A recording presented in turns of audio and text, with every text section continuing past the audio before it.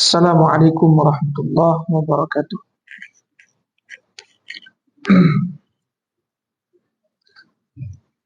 25, 24. Bismillahirrahmanirrahim. Alhamdulillahi rabbil alamin. Allazi anzala al-Qur'an hudan lin-nasi wa bayyinatin minal huda wal furqan.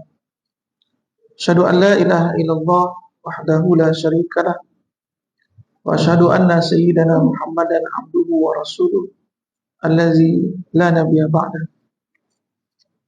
Rabbi shrah li sadri wa yassir li amri wahlul 'uqdatam min lisani yafqahu qawli.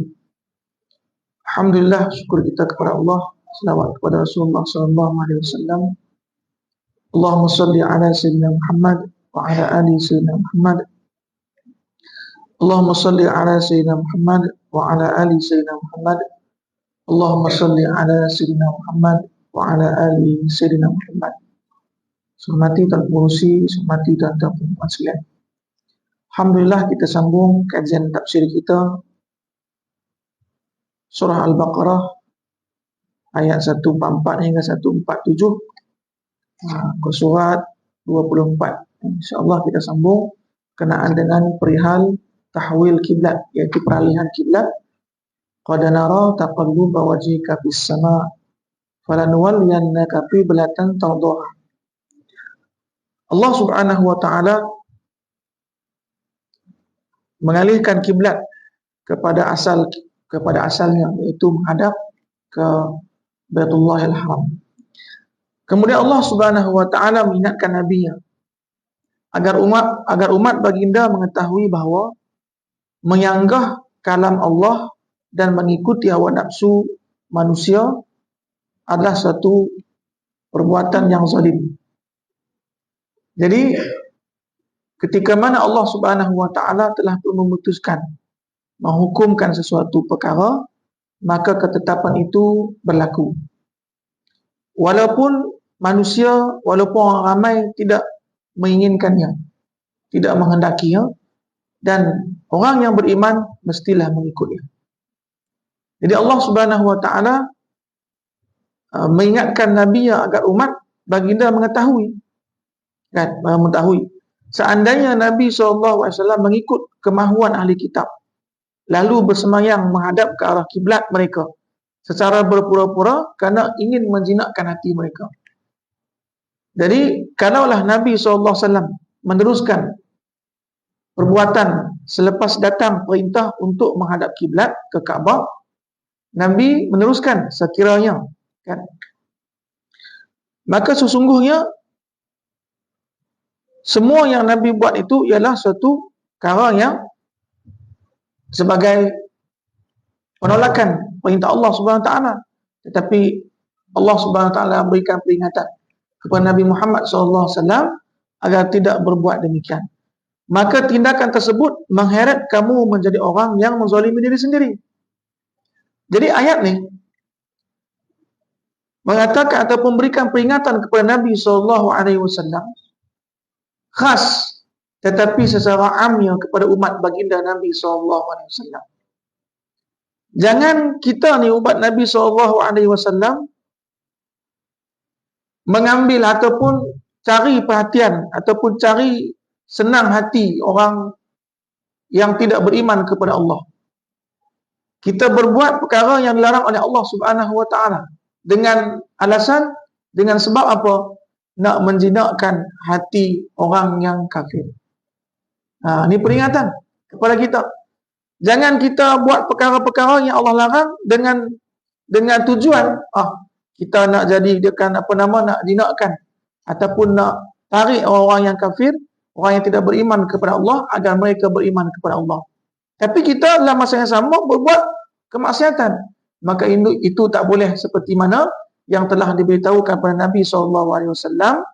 Maka ibrahnya, pengajarannya kepada umat baginda Nabi SAW. Jadi tindakan ini juga melayakkan kamu menempah balasan azab di dunia dan akhirat. Kalau kita berbuat ataupun kita maksiat kepada Allah Subhanahu wa taala. Tujuan dia apa? Tujuan dia agar orang kafir ingin ataupun dia berjinak-jinak hati. Kan? Ketika mana itu kita buat, maknanya apa perkara itu telah mengheret kita masuk dalam azab Allah. Apatah lagi kebenaran yang jelas lagi meyakinkan sudah sampai kepada anda. Maknanya apabila keyakinan sampai dah, apatah lagi keyakinan dah sampai kepada kita. Kan? Sebab itulah ketika mana datang rayuan kepada Nabi SAW berkenaan dengan bab keimanan, maka datang kafir Quraisy kepada Nabi SAW, kan? Membuat satu tawaran. Dia kata, apa ya Muhammad, kami sembah Tuhan kamu setahun, kamu pun sembah Tuhan kami setahun. Kan? Jadi kalau kamu dapati Tuhan kami baik, maka kamu sembah Tuhan kami. Begitu juga kalau kami dapati Tuhan kamu baik, kami sembah Tuhan kamu. Maka turunlah satu surah, Qul ya ayyuhal kafirun la a'budu ma ta'budu. Maknanya apa? Perkara ini perkara yang dah diputuskan. Tak boleh kita nak cari perhatian ataupun nak cari muka orang kafir, kita buat maksiat seperti mana perbuatan maksiat yang dia buat. Maka ini kerugian yang kita seolah-olah menempuh azab Allah.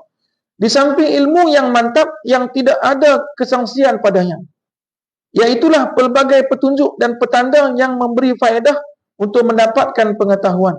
Jadi sesungguhnya perkara ini ataupun risalah kebenaran ini, petunjuk ini kepada orang yang beriman, supaya mereka tidak mencetuskan sebarang pandangan mengikut selera kaum yang memikat hati mereka. Jadi maknanya apa? Ayat ini sebagai peringatan kepada kita umat baginda Nabi SAW, agar kita jangan sibuk nak memikat hati orang-orang yang tidak beriman kepada Allah, dan kita merelakan diri kita berbuat maksiat sama seperti mana mereka buat. Kan? Dengan helah kata apa? Kita sama dengan mereka agar kita pikat hati mereka. Tidak, tak boleh. Kan? Jadi bukti ahli kitab mengetahui kebenaran ialah mereka mengenali Nabi SAW. Jadi ahli kitab ni, mereka mengenali Nabi SAW. Dan mereka mengetahui Nabi SAW melalui kitab mereka. Mereka baca kitab. Terdapat 3 kenyataan yang menyebutkan tentang sifat-sifat kenabian yang tidak ada padanya pada selain Nabi Muhammad SAW. Di ahli kitab ni, ketika mana mereka membaca tanda-tanda Nabi SAW, tanda-tanda kerasulan dalam kitab mereka, dalam kitab Yahudi ataupun Nasrani, maka ada 3 tanda yang tidak ditemui melainkan pada Nabi Muhammad SAW saja. Pada Nabi-Nabi lain tak ada.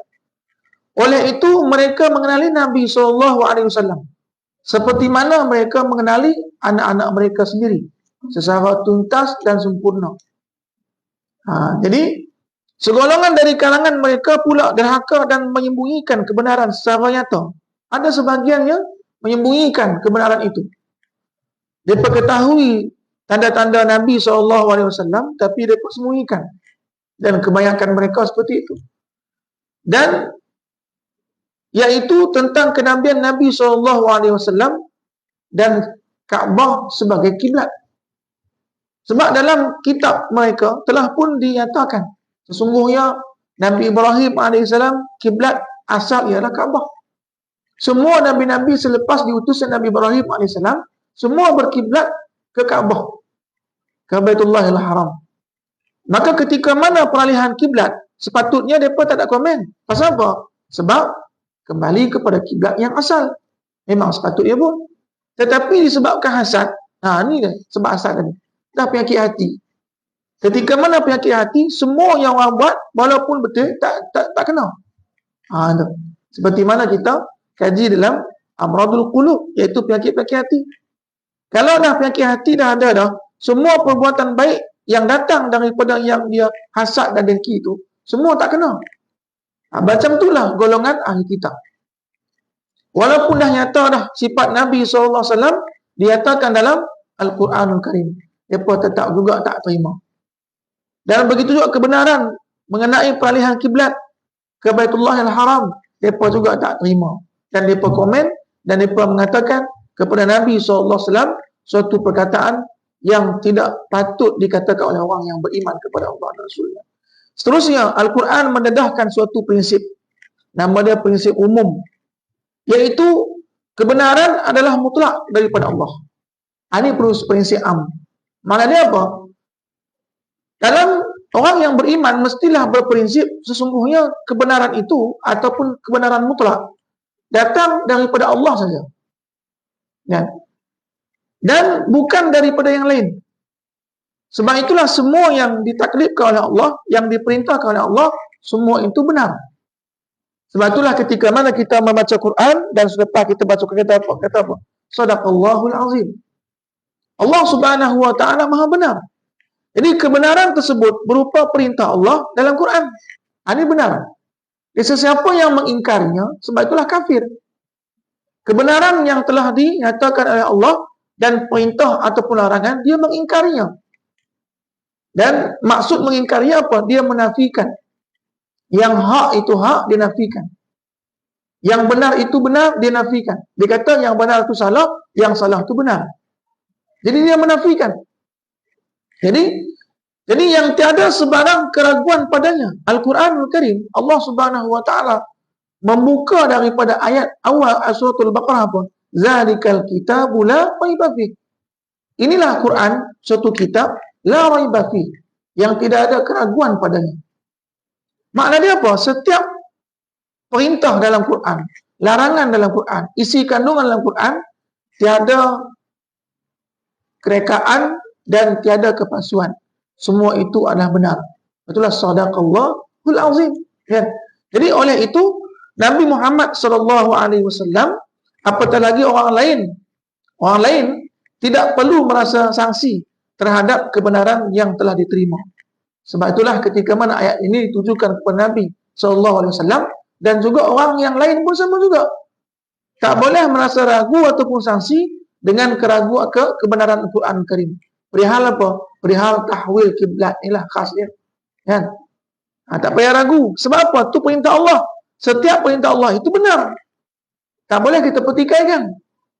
Mengenai apa? Perihal kiblat. Benar semua. Jadi, tidak perlu merasa sanksi terhadap kebenaran yang telah diterima. Khususnya kenyataan wahyu yang disampaikan oleh Allah Subhanahu wa taala melalui Nabi Muhammad SAW. Jadi mereka melarang dari mengikut selera dan sangkaan golongan sesat yang enggan mengikut perintah Allah Subhanahu wa taala. Orang yang beriman kepada Allah dan Rasulnya ditegah, dilarang mengikut cara pandang orang yang kafir kepada hukum agama Allah. Dilarang. Orang yang beriman itu ditegah, tak dibenarkan mengikut cara pandang orang kafir kepada hukum agama Allah. Tak boleh. Kita orang yang beriman mesti sami' dan wa ta'na. Orang kafir cara pandang dia kepada hukum agama Allah, i'rad. Cara pandang apa? Membangkang. Cara pandang mereka menolak. Itu cara pandang mereka. Orang yang beriman tak sepatutnya dan tak boleh pun. Ya. Mana orang yang beriman dia terikat dah. Ketika mana dia menyerahkan dirinya kepada Allah, inna salati wa nusuki wa mahyaya wa mamati lillahi rabbil alamin. Maknanya apa? Dia serah kepada Allah Subhanahu wa taala tanpa mempertikaikan sebarang apa sahaja yang datang daripada Allah Subhanahu wa taala berupa taklif, perintah ataupun larangan. Kan? Tak boleh kita kata ni tak boleh ni. Ketika mana perintah kita kata nafikan dia. Maka tak boleh. Itu tandanya apa? Tidak beriman kepada Allah. Arah kiblat contoh dia. Sekarang ini iaitu Kaabah adalah kiblat sebenar seperti mana Nabi Ibrahim AS. Ketika mana tahwil kiblat. Kan? Jadi sesungguhnya apa? Kiblat asalnya ialah kiblat menghadap ke Baitullah yang haram, ke Kaabah. Sejak bila? Nabi Ibrahim pun dah kiblat. Dan juga nabi-nabi selepas Nabi Ibrahim semua berkiblat ke arah Kaabah. Kan? Sebab itulah ketika mana diperintahkan untuk haji. Kan? Jadi setiap nabi-nabi yang datang selepas Nabi Ibrahim AS, kemudian diiklankan kepada mereka haji dan turun ayat kepada Nabi SAW, maka Nabi SAW mewajibkan ataupun mengajak semua, sama ada pengikut Nabi Musa ataupun Nabi Isa. seorang ahli kitab lah, ahli kitab. Maka Nabi SAW mengajak mereka untuk berhaji. Tetapi mereka enggan, tetapi mereka menolaknya. Mereka membantah. Dia berkata tak mau. Sebab apa? Mereka tak mau mengikut ajakan Nabi SAW. Dan sebenarnya Nabi SAW menyampaikan saja. Itulah perintah Allah Subhanahu Wa Taala. Mengiklankan kepada semua manusia, wa azim fin nas bil haji. Maka iklankan kepada semua manusia untuk haji. Dan Nabi sampaikan kepada Yahudi juga, Nasrani juga. Tapi mereka menolaknya. Sebab itulah asbabul hadis. Ketika mana kata Nabi SAW, kamu mampu dalam melaksanakan haji, kan? Kamu tidak pergi haji, maka mati dia tak pergi haji, dia mampu. Maka pilihlah mati ya Nasrani ataupun Yahudi atau Majusi. Sebab mereka ni semua menolak haji. Kan? Sebab itulah orang yang dah mampu dah berpeluang dah, kan? Nama dah naik dah. Kan? Lepas tu duit pun ada, sihat. Dia kata aku tak boleh, tak pergi ya. Dan dia mati, maka pilihlah dia mati Yahudi ataupun Nasrani ataupun Majusi. Kan? Larangan di dalam ayat ini seperti mana ancaman dalam ayat sebelumnya. Yaitu seperti mana firman Allah Subhanahu Wa Taala, ada ancaman sebelumnya, iaitu demi sesungguhnya kalau engkau menurut kehendak hawa nafsu mereka, maka maknanya apa? Ditujukan kepada Nabi SAW. Tetapi juga dia kepada kita, umat baginda Nabi SAW. Memanglah ayat ini kepada Nabi SAW, kan? Sebab kita tengok apa ibrah itu bukan khusus sebab, walakin Nabi umum bil lafz. Ibrah tu, apa pengajaran itu diambil bukan sebab khasnya kepada Nabi saja, tapi ibrah tu pengajaran pada umumnya, iaitu pada kita semua sekali, kan? Tetapi yang dimaksudkan ialah orang yang tidak kuat iman dari kalangan umat baginda Nabi SAW. Jadi geng-geng yang tak kuat iman kepada Allah Subhanahu Wa Taala, dia boleh terpengaruh dengan ajakan-ajakan orang yang kafir agar mengikut mereka. Orang yang tak kuat iman ya, maka dia gadai semua demi untuk mendapatkan dunia, maka dia ikut tunjuk orang kafir. Kan? Di bagaimana dibuat oleh orang kafir, dia pun ikut juga. Kan? Walaupun agama tak membenarkan, dia kata apa? Dia ketepikan agama. Dia dahulukan kehendak hawa nafsu dia. Maka banyak. Sejak zaman Nabi SAW di Madinah pun banyak dah geng munafik. Yang dia berjinak-jinak dengan orang yang kafir, yang menentang Allah Subhanahu Wa Taala. Mereka mengambil keuntungan dunia dan mereka mengetepikan keuntungan akhirat. Kan? Dan mereka memerangi Nabi SAW. Begitu jugalah generasi selepas Nabi SAW. Sehinggalah ke zaman kita lah pun ada banyak, kan? Mereka merupakan orang yang dibimbangi akan terpedaya dengan tipu daya orang-orang yang khianat dan terpengaruh dengan kata-kata para penyebar fitnah. Jadi pedoman hidup dan hukum hakam daripada ayat yang telah kita baca. Para ulama berpendapat berpadukan ayat di atas bahawa menghadap kiblat adalah satu syarat sah sembahyang. Sebab itulah syarat sah sembahyang apa? Menghadap kiblat. Jadi kalau membelakang kiblat tak sah sembahyang. Jadi para ulama ijma' mengatakan apa? Sembahyang syarat sah dia ialah menghadap kiblat. Kecuali dalam keadaan takut. Nama dia sembahyang khauf, sembahyang takut. Itu tak perlu menghadap kiblat. Sembahyang dalam keadaan takut. Dan ketika sembahyang sunat di atas kenderaan pun tak boleh, tak perlu juga. Sembahyang sunat di atas kenderaan ataupun sembahyang khauf, sembahyang takut. Takut dia pada ada binatang buas digan dia. Kan? Maka dia sembahyang juga sampai waktu sembahyang. Tapi dia tak tahu ada mana kiblat, maka boleh. Dan tak mana boleh yang diyakini dia yakin. Maka ketika mana yakin dia sembahyang. Ataupun sembahyang sunat di atas kenderaan ataupun kapal laut ataupun kapal terbang. Kiblat ketika waktu takut dan cemas ialah menghadap ke arah yang aman. Jadi kiblat ketika mana sembahyang kita waktu kita takut, kita mengarah mana? Mengarah ke arah yang aman. Yang kita tak takut. Contoh apa? Datang buas. Dia rigan kita daripada belah kanan. Kita lari ke belah kiri. Maka kita menghadap apa? Menghadap ke arah belah kanan tadi. Takut apa? Takut dia main lagi. Main lari lah, kan? Hadap itu lah. Yang sembahyang khauf. Kan? Manakala ketika menunggang kenderaan pula, ialah ke arah mana sahaja kenderaan itu menghadap. Kalau kita naik kapal laut dapat terbang, ikutlah yang mana dia menghadap. Kita pun ikut juga. Kan? Para ulama juga berpendapat menyatakan bahawa Kaabah adalah kiblat daripada setiap ufuk. Maka setiap tang mana pun kita duduk, maka Kaabah itu sebagai kiblat kita untuk sembahyang. Sesiapa yang dapat melihat dan berhadapan dengan Kaabah, orang yang boleh melihat Kaabah, mana dia orang mana ni? Orang yang sembahyang di Masjidil Haram. Dia boleh tengok Kaabah. Maka difardukan kepada yang menghadap Kaabah secara tepat. Jadi kalau kita mayang dekat Masjidil Haram, tengok Kaabah, itu difardukan. Mana dia apa? Wajib ke atas kita menghadap kiblat tepat-tepat Kaabah tu. Tepat Kaabah tu. Sebab itulah kalau kita sembahyang dalam Kaabah. Sebab itulah tak boleh kita sembahyang dalam Kaabah tu, kita marah ke pintu terbuka tu tak boleh. Tak mana-mana lah, dinding tak mana-mana boleh kan. Tapi tak boleh kita marah ke pintu yang terbuka tu. Tak boleh. Jadi tu kalau dalam Kaabah kan. Jadi kalau kita sembahyang di Masjidil Haram, itulah hukum tu kan. Mana kita tahu esok kita tak tahu nasib kita kan. Kok kita boleh sembahyang dalam Kaabah kan.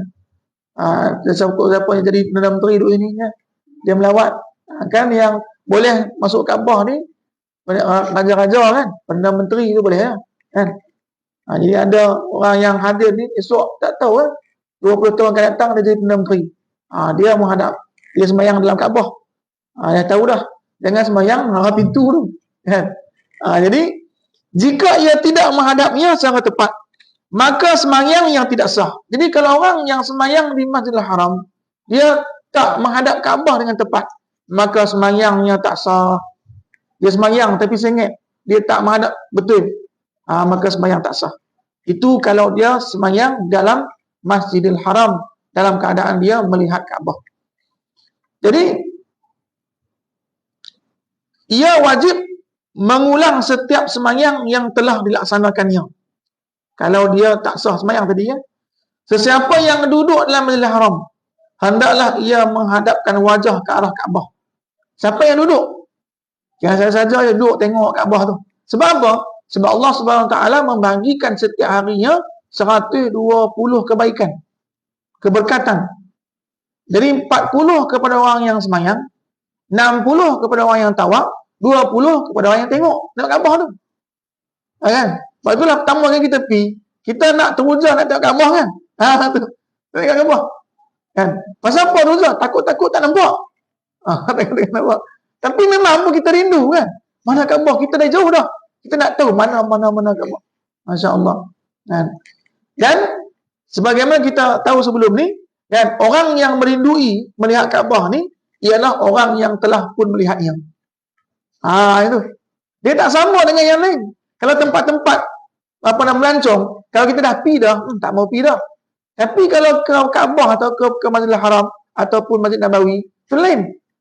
Jadi sekali kita pergi dah, rindu akan pergi lagi. Rindu akan pergi. Masya-Allah, kan?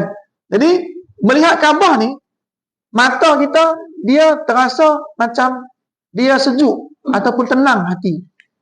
Cuba tengok, kan? Kita lepas tawaf kan, sebelum sa'i kan kita sembahyang, lepas tu minum apa? Air Zam-Zam tengah minum, tengok Kaabah tu. Ataupun selepas kita menjalankan umrah kan, kita buat umrah, lepas tu kita tengok Kaabah, tengok. Dia lain. Dia hati kita dia tenang. Kan? Tengok je. Sebab melihat Kaabah ni dia 20 keberkatan dapat kita. Sembahyang 40, tawaf 60. Pasal apa lebih tawaf? Sebab tawaf ni penat. Tawaf 60. Masya-Allah. Jadi hendaklah ia menghadapkan wajah ke arah Kaabah dan melihatnya dengan penuh keimanan dan mengharapkan mendapat pahala dan keredaan Allah Subhanahu Wa Taala. Jadi ketika mana kita melihat Kaabah, maka niatkan apa? Mengharap pahala rahmat daripada Allah Subhanahu Wa Taala dan keredaan daripada Allah Subhanahu Wa Taala. Terdapat riwayat menyatakan bahawa melihat Kaabah adalah satu ibadah. Kan? Jadi ada satu riwayat mengatakan melihat Kaabah itu ialah satu ibadah. mana dia dikira sebagai ibadah dan diberikan ganjaran oleh Allah Subhanahu wa taala. Para ulama berijtima' bahawa orang yang tidak dapat melihat Kaabah secara langsung, ini bagaimana pula kalau kita dekat sini, dekat negara kita. Kita nak sembahyang, kita tak boleh tengok Kaabah, terupung pun tak nampak, kan? Nak terupung pun tak nampak. Tak boleh kita lihat, kan? Maka ia boleh menghadap ke sudut dan arah Kaabah yang diyakini yang tepat. Maka diyakini yang tepat. Jadi dia yakin tentang mana arah Kaabah ataupun sudut Kaabah yang diyakini tepat.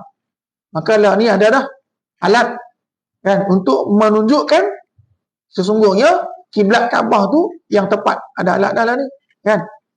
Jika ia tidak dapat memastikan ketepatannya, bagaimana pula dia tak dapat mesti ketepatannya? Ataupun dia duduk kat hutan, kan?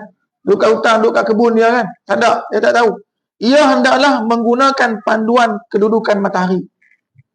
Kedudukan matahari, kan? Bintang-bintang ataupun kompas dan lain-lain sebagainya. Boleh digunakan. Tapi kalau tak ada semua tu, maka sembahyanglah arah manapun yang diyakini. Tapi ingat, dia yakin. Dia tak tahu, tak ada apa. Maka dia yakin, ni arahlah kiblat. Dia sembahyang ke arah tu yang dia yakini. InsyaAllah, Allah Subhanahu wa taala kabulkan sembahyang dia. Sah sembahyang dia. Itu dia kaedah dia. Wallahu a'lam bishawab. Ada apa-apa soalan sebelum kita masuk tajuk? Adakah orang yang tidak boleh lihat Kaabah secara langsung mesti menghadap bangunan Kaabah secara tepat? Kan? Ini ada soalan ni, kan? Adakah orang yang tidak boleh melihat Kaabah secara langsung mesti menghadap bangunan Kaabah secara tepat atau memadai kepada arahnya sahaja? Ini kita dah sebelum ni kita kaji dah syatral Masjidil Haram, iaitu arah Masjidil Haram tu saja. Telah pun memadai. Kata Imam Syafi'i, dalam mazhab kita Imam Syafi'i, orang yang jauh tidak berhadapan dengan Kaabah difardukan, diwajibkan menghadap Kaabah secara tepat. Mazhab Imam Syafi'i, mazhab kita ni kira mazhab yang kuat lah, kira macam apa nama, dia betul-betul lurus. Mana dia apa? Hati-hati, kan? Jadi ini kerana orang yang dimestikan dengan kewajipan menghadap kiblat. Pasal apa? Sebab karena orang yang dimestikan dengan kewajipan menghadap kiblat mestilah menghadapnya secara tepat. Jadi kalau dah difardukan menghadap ke Kaabah, mestilah menghadap Kaabah itu secara tepat. Secara tepat. Seperti mana penduduk Mekah juga. Juga berdasarkan firman Allah Subhanahu wa taala, dan di mana sahaja kamu berada, kan? Maka hadapkanlah wajah kamu ke arahnya. Yakni wajib menghadap bangunan Kaabah secara tepat seperti orang yang berada di hadapannya. Ini pandangan mazhab Imam Syafi'i.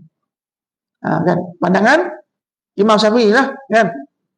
Iaitu wajib menghadap bangunan Kaabah itu secara tepat walaupun kita tidak berada dalam haram. Menurut jumhur ulama, kebanyakan ulama selain daripada ulama mazhab Syafi'i, jumhur ulama, kan, yang tiga tu lain daripada Imam Syafi'i, orang yang jauh difardukan menghadap arah Kaabah secara tepat sekadar mengikut yang diyakininya. Yang ni jumhur kata apa? Jumhur kata selain mazhab Imam Syafi'i, orang yang jauh yang tidak dapat melihat Kaabah, maka ia sekadar mengikut yang diyakininya saja. Kan? Sekadar mengikut yang diyakininya saja. Ini berdasarkan sabda Nabi SAW seperti mana riwayat Imam At-Tirmizi, ma bainal masyriqi wal maghribi qiblatun, kata Nabi. Iaitu ruang di antara timur dan barat itu adalah kiblat.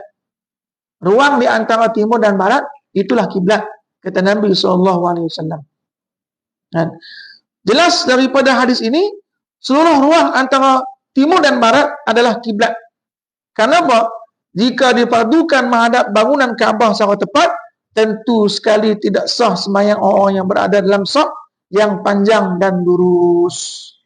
Kalau tepat kan? Kalau saf dia panjang, belah sini tak kena binaan Kaabah, kan? Maknanya apa? Saya tidak sah. Walaupun menghadap dah, menghadap contoh bangunan Kaabah ni kat mana apa kecil saja kan, ada tak besar mana pun. Sop lagi panjang kan. Mana orang yang semayang bukan di Masjidil Haram lah, yang di luar daripada itu. Maka orang yang lurus daripada baris panjang tadi, yang tengah-tengah tu dia tepat lah. Orang yang tepi tu yang tak tepat yang tu. Jadi jumhur kata apa? Sah. Juga tidak sahlah semayang dua orang yang berjauhan yang menghadap satu kiblat. Justru tidak mungkin menghadap bangunan Kaabah dalam saf yang panjang melainkan pada kadar ukuran Kaabah tu saja. Kalaulah difardukan dan menghadap tepat ke Kaabah tu, maka orang yang semayang dia saf dia panjang, mana tepi tu takkan terima kan. Hal ini diperkukuhkan lagi oleh pandangan Ibnu Abbas. Abdullah bin Abbas, Kaabah itu kiblat bagi orang yang berada dalam Masjidil Haram. Kata pandangan siapa? Abdullah bin Abbas. Kan? Kaabah itu kiblat orang yang semayang di dalam Masjidil Haram. Kan? Dan dalam kawasan Mekah. Manakala Mekah tu pula menjadi kiblat bagi semua tempat. Mekah pula ni, kan? Menjadi kiblat kepada semua tempat di mana saja kita berada di dunia ni. Perkara ini dirumuskan daripada hadis yang bakal dikemukakan selepas ini insya-Allah. Kata Imam Qurtubi, pendapat yang sahih ialah menghadap ke arah Kaabah secara tepat kerana 3 alasan. Imam Qurtubi kata apa? Menghadap ke arah kiblat iaitu Kaabah secara tepat ada alasan dia. Yang pertama, ia boleh laksanakan di mana taklid suatu tuntutan adalah bergantung kepada sejauh mana ia boleh laksanakan. Kenapa? Boleh kita memang fardu menghadap kiblat Kaabah boleh, tetapi sejauh mana boleh kita laksanakan. Kalau kita melihatnya difardukan. Tapi kalau kita tak nampak jauh daripada kita, maka sejauh mana kita mampu. Yang kedua, ia diperintahkan dalam Al-Quran berdasarkan firman Allah Subhanahu Wa Taala. Oleh itu, palingkanlah wajahmu ke arah Masjidil Haram, tepat letaknya Kaabah. Dan di mana sahaja kamu berada, maka hendaklah wajah kamu diarahkan kepadanya. Yakni, di mana-mana tempat kamu berada di atas muka bumi Allah ni, sama ada timur maupun barat, hendaklah kamu menghadap ke arah Masjidil Haram. Masjidil Haram je lah. Kan? Yang ketiga, para ulama berhujah dengan mengatakan saf yang panjang semestinya diketahui ia berganda-ganda melebihi lebar daripada Baitullah Haram. Pandangan inilah yang paling kuat kerana tidak dipraktikan menghadap tempat kepada bangunan Kaabah. Tidak diperintahkan tempat menghadap ke bangunan Kaabah tu. Hanya diperintahkan syatral Masjidil Haram, itu kawasan Masjidil Haram. Ini orang yang jauh kan. Ia juga lebih mudah bagi orang ramai. Diriwayatkan daripada Abdullah bin Abbas bahawa Nabi SAW bersabda, Al-baitu qiblatun li ahlil masjidi. Jadi kiblat itu Baitullahil Haram itu Kaabah. Kaabah itu kiblat kepada orang yang berada dalam Masjidil Haram. Wal masjidu qiblatun li ahlil haram. Adapun Masjidil Haram ni, Masjidil Haram itu kiblat kepada ahli Mekah. Kan? Wal haramu qiblatun li ahli al-ardi fi masyariqiha wa magharibiha min ummati.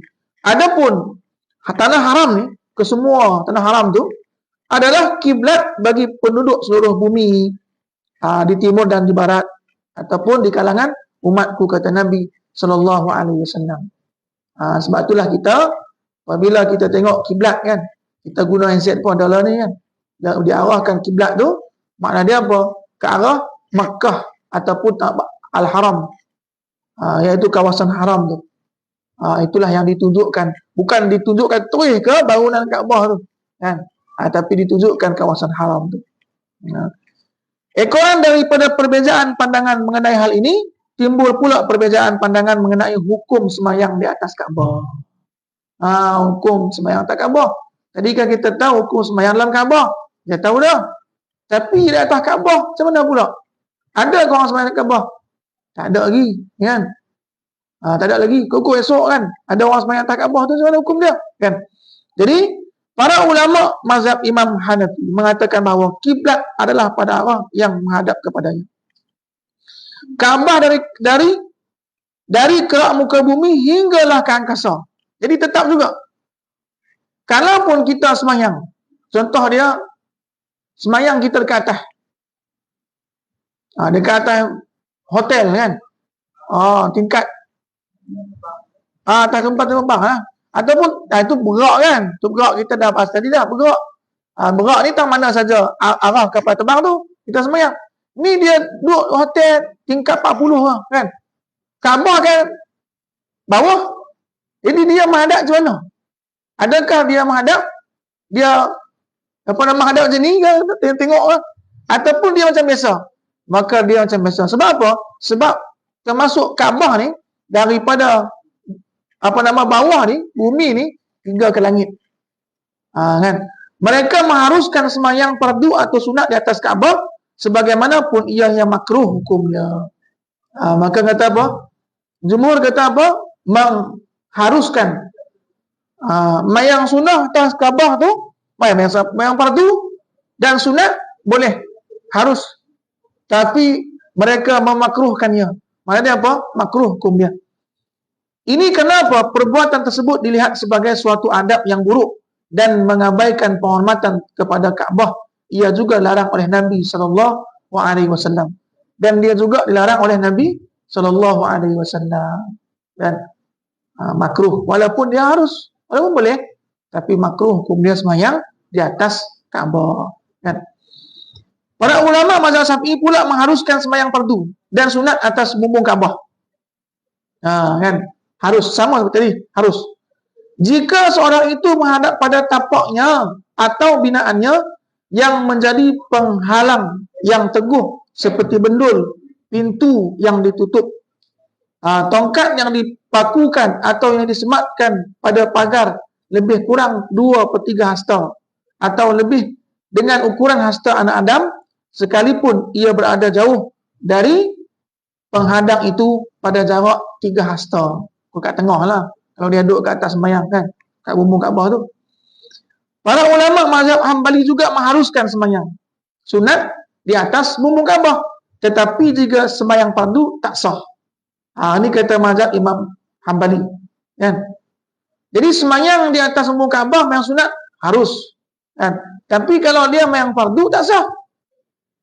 Yang fardu tak sah. Kan? Berdasarkan firman Allah SWT, dan di mana saja kamu berada, maka hadapkanlah wajah kamu ke arahnya, iaitu ke arah Baitullahil Haram. Untuk itu, orang yang bersemayang di bahagian atas Kaabah dianggap tidak menghadap ke arahnya. Itulah kalau orang yang semayang ikutkan dalil tadi, yang mana saja kamu berada, kalau kita semayang, mestilah arahkan muka kita ke bangunan Kaabah tu. Kan? Tapi kalau kita duduk main atas Kaabah tu, maka tidak termasuk dalam ni. Maka tak sah lah. Kata pandangan mazhab Imam Hambali. Sementara semayang sunat disyariatkan atas dasar keringanan dan toleransi. Maknanya apa? Rukhsah. Semayang sunat apa? Harus. Dalilnya ialah dibolehkan semayang sunat secara duduk atau solat tidak menghadap kiblat ketika musafir di atas kenderaan. Itu dalil dia. Dia kiaskan. Semayang sunat ada keringanan dia. Ada keringanan dia. Seperti mana kita dalam musafir atas kenderaan ataupun kita duduk, boleh kita semayang sunat duduk. Dan semayang sunat contoh ada qabliyah ba'diyah, kita malas nak berdiri, duduk pun boleh, kan? Para ulama mazhab Maliki mengatakan tidak sah semayang atas Kaabah. Imam Malik kata apa? Tak sah langsung. Kan? Imam Malik kata tak sah. Ini kenapa orang yang berada di paras yang lebih tinggi daripada Kaabah tentu sekali tidak menghadap Kaabah. Malahan ia menghadap sesuatu yang selain daripada Kaabah. Duduk atas Kaabah. Minta menghadap Kaabah. Kan? Menghadap yang lain daripada Kaabah. Kan? Jadi, inilah pandangan mazhab Imam Malik mengatakan apa? Tidak sah. Kan? Firman Allah Subhanahu wa taala bermaksud oleh itu, palingkanlah tawallu wujuhakum syatral masjidil haram. Palingkanlah wajah kamu ke arah Masjidil Haram, tempat letak Kaabah. Maknanya apa? Menunjukkan bahawa seorang yang sembahyang hendaklah melihat ke arah depan bukan kepada tempat sujud. Kan? Jadi jika tidak melihat ke arah depan, ia umpama menghadap bukan ke arah Masjidil Haram. Tak sampai lagi, belum lagi. Kan? Inilah pandangan mazhab Maliki, Imam Malik.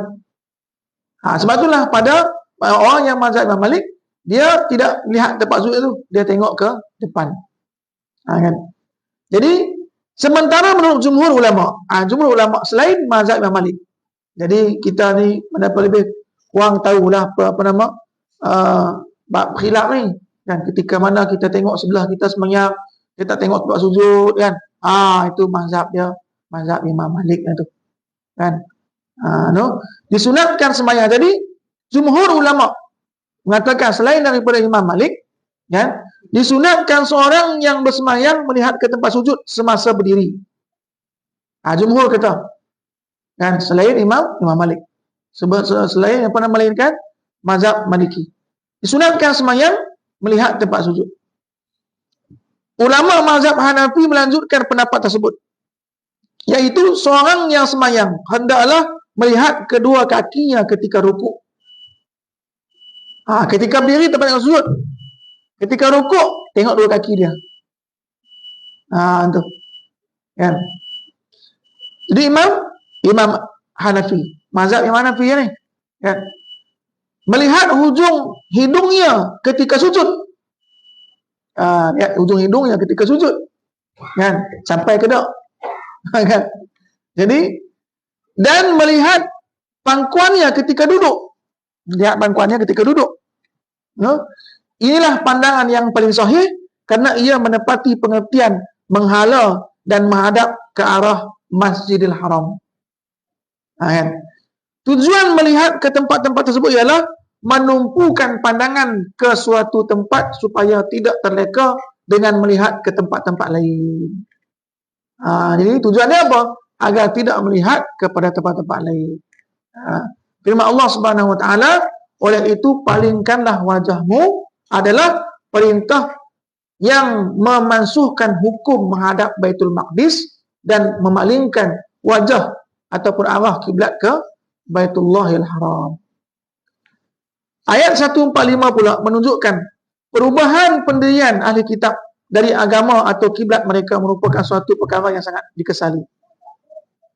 Jadi ketika mana ahli kitab pula dia buat komen berkenaan dengan peralihan kiblat, amatlah dikesali. Sebab apa? Sebab mereka bukan tak tahu. Mereka mengetahui dalam kitab mereka tertulis bahawa kiblat umat akhir zaman ataupun umat Nabi SAW dan umat terdahulu selepas Nabi Ibrahim ialah kiblat mereka ke Kaabah. Ketika mana Nabi SAW diperintahkan kiblat ke Kaabah, maka mereka komen semacam inilah mana dikesali. Sekalipun mereka dipujuk, ini kerana mereka tetap kufur walaupun kebenaran jelas terbentang kepada mereka. Kebenaran jelas, keimanan ataupun yang nampak jelas, mereka tetap juga mengingkarinya. Sebarang dalil iaitu segala petanda yang menunjukkan kebenaran risalah Islam dan kewajipan mengikutinya tidak berguna untuk mereka. Tak berguna untuk mereka. Dan semua kewajipan, semua keterangan yang jelas, bukti yang nyata, mereka tetap juga tolak, tak diterima oleh mereka. Sekalipun Nabi SAW mengemukakan dalil yang menunjukkan kebenaran perkara yang disampaikan. Sebab apa? Orang yang hasud ni, orang yang hasad ni, dia tak terima dalil dah. Kalau dah benci tu, nak dalil apa pun dikemukakan, tetap juga tolak. Kan? Kalau dah benci, kalau dah tak suka, kalau tak marah, dalil apa pun kita kemukakan kepada dia. Sebab apa? Sebab akal fikiran dah tertutup, hati dah tertutup. Maka dalil apa pun dikemukakan, dia beritahu, dia tak akan terima. Mereka sekali-kali tidak akan mengikut baginda Nabi SAW. Malah mereka membiarkan hawa nafsu mereka terus bermaharajalela dan mereka ikut hawa nafsu mereka. Kan? Sebab itu Allah Subhanahu Wa Taala berfirman, Innal ladzina haqqat alaihim kalimatu rabbika la yu'minun walau ja'atuhum kullu ayatin hatta yarawul azabal alim. Sungguhnya orang-orang yang telah ditetapkan atas mereka hukuman Tuhan, mana azab, golongan-golongan yang telah ditetapkan, ditulis kepadanya, Allah telah tetapkan dah bahawa mereka mendapat azab. Mereka takkan beriman sampai ke mati. Ketika mana Allah dah tuliskan dah, ditetapkan dah kepada mereka, la yu'minun, mereka takkan beriman kepada Allah. Kita nak datang bukan rumah dia, tu rumah dia, kan, beritahu kita ni kebenaran, ini benda yang betul. Walaupun dalil 1000 dalil datang kepada dia, takkan beriman, takkan percaya. Sebab apa? Sebab haqqat alaihim kalimatu rabbik. Sebab ditentukan dah, Allah tulis dah, dia mendapat kecelakaan dan dia mendapat azab Allah Subhanahu wa taala. Kan? Jadi walau ja'atuhum kullu ayah, walaupun datang, kata Allah, walaupun datang kepada mereka segala jenis keterangan. Macam Fir'aun lah, kita tengok Fir'aun, keterangan apa tak datang kepada dia? Semua keterangan datang dah. Nabi Musa bawa mukjizat main kat dia. Turun pula balak pula, beberapa balak turun. Ada 7 jenis balak turun. Dan depan mata dia, dan dia ketika mana Nabi Musa AS minta kepada Allah, maka diangkatkan balak tadi. Tetap juga tak beriman kepada Allah. Hingga bila? Hatta yarahul azab. Hingga dia melihat azab malaikat maut tu. Malaikat nak mati dah. Di Laut Merah, kan? Baru dia kata apa? Aman tu bi Rabbi Musa wa Harun. Baru dia kata beriman, kan? Jadi dia membuktikan kuasa Allah walaupun datangkan kepada yang jenis-jenis suatu mukjizat, kebenaran Allah dan Rasulnya, sehingga tetap juga mereka tidak beriman, sehingga mereka melihat azab yang tidak terperi sakitnya. Jadi bila mereka akan sedar ketika mana duduk depan dia neraka, pintu neraka dibukakan dan malaikat Zabaniyah ni telah pun mengheret mereka masuk ke dalam neraka, barulah dia ketahui, barulah dia boleh beriman kepada Allah, percaya kepada Allah Subhanahu wa taala. Kan? Tuan-tuan dan rahmakumullah. Firman Allah Subhanahu wa taala yang bermaksud, dan engkau pula tidak sekali-kali akan menurut kiblat mereka. Mana dia apa? Dan kamu, mana dia kepada Nabi SAW dan kepada kita juga, jangan ikut bentak mereka, ahli kitab. Jangan ikut cara mereka. Dan sebab itulah Nabi SAW kan sentiasa apa? Sentiasa menyalahi perbuatan-perbuatan orang Yahudi. Kan? Merupakan kenyataan memberi maklum, khabar, tetapi mengandungi perintah al-amru, iaitu janganlah cenderung walau sedikit pun terhadap orang yang demikian. Tak boleh kita ikut. Walaupun cara pakaian kita, kan? Sikat rambut kita, sehingga Nabi SAW tinggalkan bentuk muka kita pun. Nabi kata apa? Nabi memerintahkan kita apa? Lepaskan janggut dan misai kena buang. Menyalahi Yahudi. Masya Allah, sampai tahap tu. Kan? Sampai ke tahap tu. Jadi, iaitu janganlah cenderung walaupun sedikit kepada orang yang demikian. Kepada siapa? Kepada ahli kitab. Sebab apa? Sebab mereka tidak beriman kepada Allah dan Rasulnya. Mereka selalu menyalahi perintah Allah. Maka setiap adat dan perbuatan mereka pun kita kena salahi. Kenapa? Kita jangan ikut. Kan? Pakaian mereka jangan ikut. Kan? Cara hidup mereka jangan ikut. Jangan ikut. Sampai tahap tu Nabi SAW tak mau mengikut mereka. Dan ini berlaku kepada umat baginda Nabi SAW. Seterusnya, sekali lagi, 3 ayat. Allah Subhanahu wa taala mendedahkan bahawa orang Yahudi tidak mengikut kiblat orang Nasrani. Sementara orang Nasrani pula tidak mengikut kiblat orang Yahudi.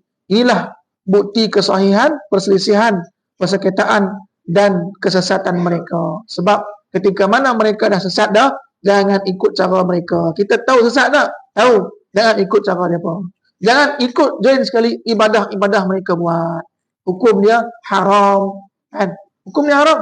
Dan kita ikut sekali dengan apa? Dengan helah. Ni kan dia kawan saya, sahabat saya. Tapi ikut bersama dengan cara ibadah dia. Maka tak boleh, hukum dia haram. Ya, hukum dia haram. Dan wallahu a'lam bishawab. Insyaallah. Ya, sila. Ya.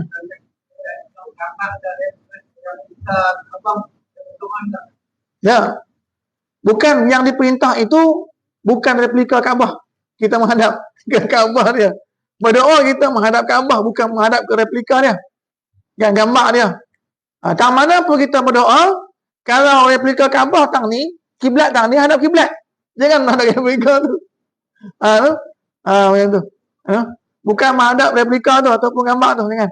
Menghadap ke Kaabah, kiblat. Betul. Yang ori, kan. Allahu a'lam. Elok macam ni kan. Soalan elok. Sebab apa? Sebab ada yang faham macam tu. Kan? Dia katakan saya ni kan semayang. Dia kata ada juga semayang tu juga. Dia ikut, dia main kat hotel. Dia ikut apa? Imam kat bawah tu. Kan? Tak boleh lah. Kan? Sebab terputus. Kan? Ataupun ada lagi teruk. Kan? Lagi teruk apa? Imam adalah haram semayang. Kan? Semayang. Lepas tu dia mengikutinya daripada tempat dia. Contoh kita ikuti semayang ni. Semayang apa tak kena? Semayang subuh. Kita main isyak kan. Dia ikut. Kan tak boleh jadi perkara ni mestilah menghadap kiblat yang sahih. Bukan replika kan. Kalau kita doa pun jangan menghadap replika tu. Menghadap ke Kaabah. Wallahu a'lam bishawab. Ya, sila.